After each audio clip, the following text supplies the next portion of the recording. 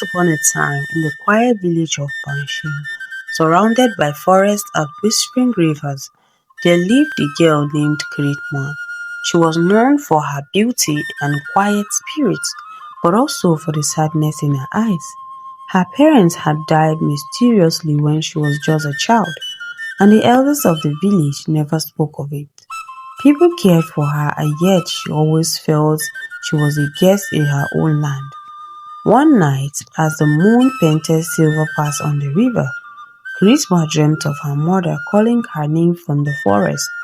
The voice was soft, almost like a song, but filled with pain. When she woke up, she could still hear the faint echo.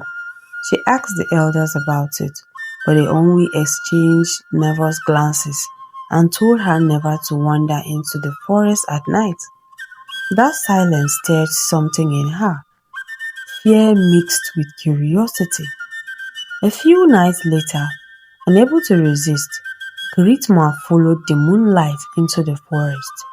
The trees stood tall like ancient guards, and the wind whispered her name. At the river bank, she saw a reflection in the water. It was her mother's face, smiling with tears in her eyes. Suddenly, the reflection spoke. The truth has been hidden too long. Seek the calabash under the old Iroko tree. Then the water rippled and the face disappeared.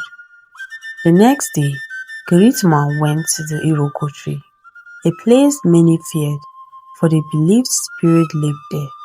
With trembling hands, she dug at the roots until she uncovered a buried calabash sealed with cowries. When she opened it, a rush of cold air escaped, and inside lay charms, beads, and a letter in her father's handwriting.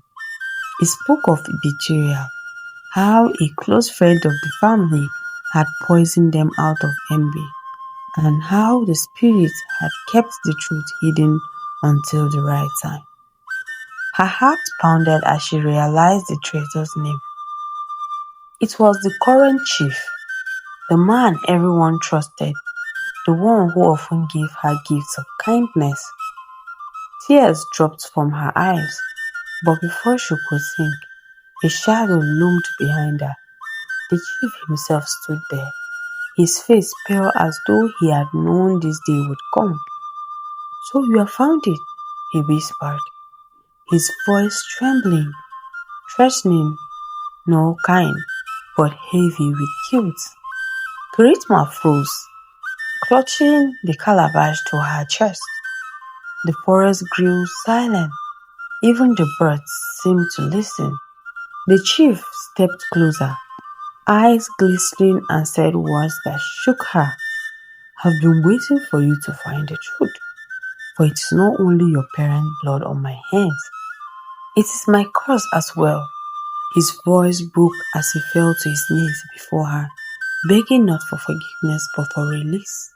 That night, the villagers heard a scream from the forest, one voice young, the other old, both carried by the wind. At dawn, neither Charisma nor the chief returned. Only the calabash was found at the foot of the Iroko tree, sealed once again, but now faintly dripping with water, as though it had been pulled from the river. Some swear they still hear Charisma's name whispered by the wind. Others say the chief's shadow lingers by the river bank. No one truly knows what became of them. Only that the forest never gives back what it takes.